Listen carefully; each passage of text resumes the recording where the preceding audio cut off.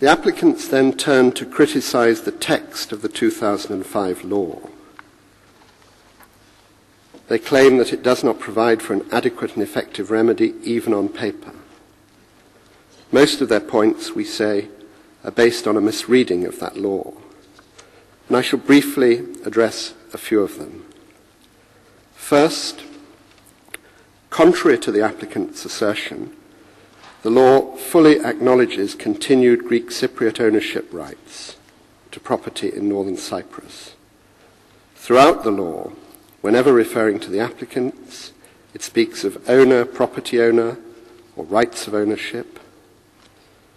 Continued Greek ownership was also confirmed by the TRNC Constitutional Court in its 2006 judgment in the National Union Party case, which you'll find annexed to our memorial.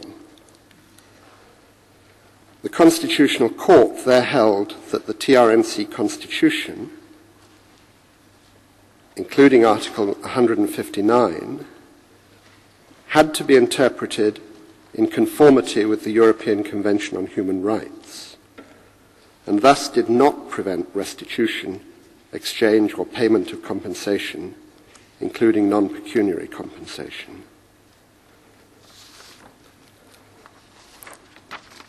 The applicants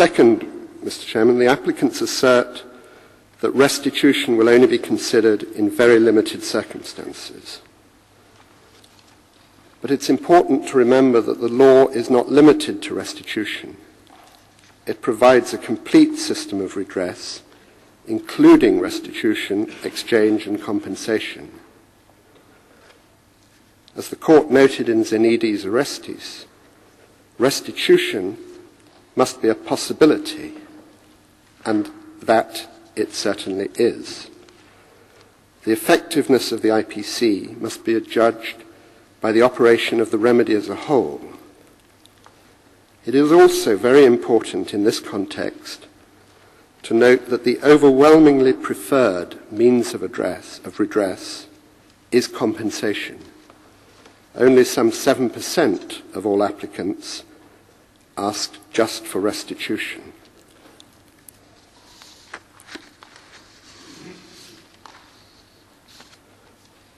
The next point, Mr. President, the applicants state that it is believed that the TRNC purports to have transferred ownership or use of property to third persons in the majority of cases, and it would seem that restitution is ruled out by the law in their cases. It is, however, not for the applicants, nor for Turkey, nor for the court to speculate on the availability of a particular form of redress in particular cases. The question whether restitution of a particular immovable property is precluded is for the IPC to decide on the basis of the law. In doing so, it is not bound by determinations of the TRNC government, but will decide questions such as allocation for public interest or national security for itself. The IPC has, for example, held that immovable property is to be restituted despite the fact that the TRNC Council of Ministers had declared it to be forest land. As I've already said, the number of properties restituted will of course depend in part on the claims actually submitted by applicants. So far, the means of redress requested by the great majority of applicants is compensation.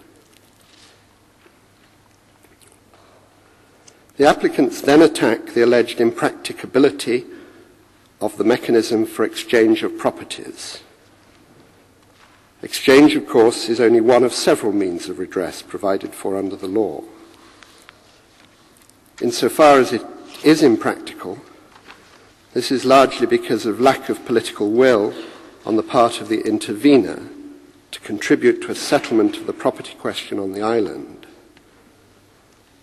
However, as the court's judgment in Timvios shows, the alleged impracticability has not in fact prevented Greek Cypriots from exchanging their properties in the north with Turkish Cypriot properties in the south. Next, the applicants challenge the composition of the IPC.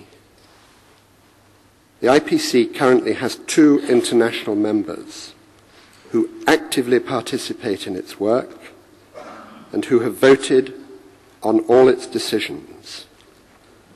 They are Mr. Hans Christian Kruger and Mr. Daniel Takis, who respectively served as Secretary to the European Commission on Human Rights and Deputy Secretary General of the Council of Europe and as Secretary General of the Council of Europe. Their independence is beyond question.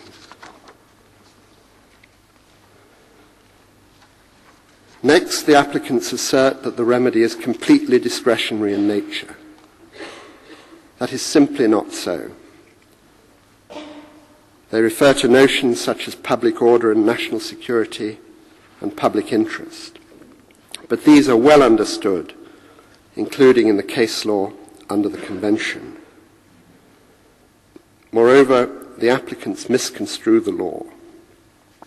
In Section 8, the law sets out clearly the conditions for restitution, exchange or compensation, and the criteria for the determination of the amount of compensation.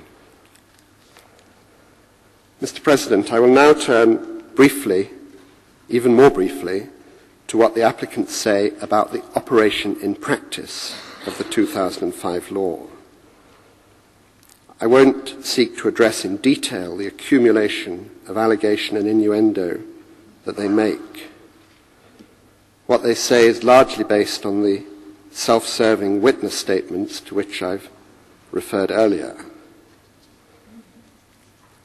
I must, however, make it clear that we have examined these statements.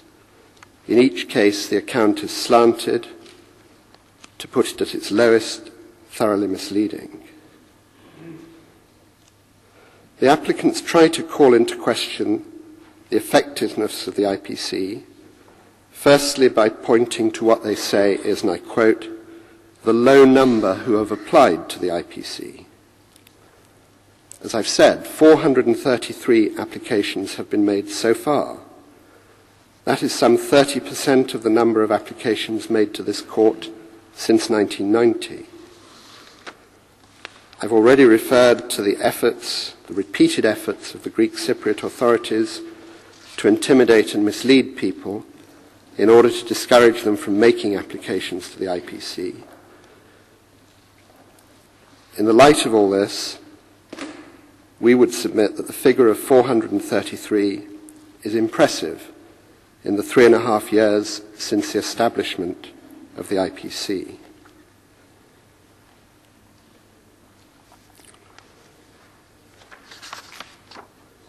There are numerous other distortions in the applicant's portrayal of the operation of the IPC, and I only have time for a couple of examples. First, the applicants say that application forms and formal documents are in Turkish and English only. As the court will see in our memorial at Annex 8, in fact, forms are in Turkish, English, and Greek. Second, the applicants quote the former Deputy Prime Minister of the TRMC as saying that only 4% of Greek Cypriot properties would be potentially returnable. He actually spoke of them being immediately returnable, which is very different.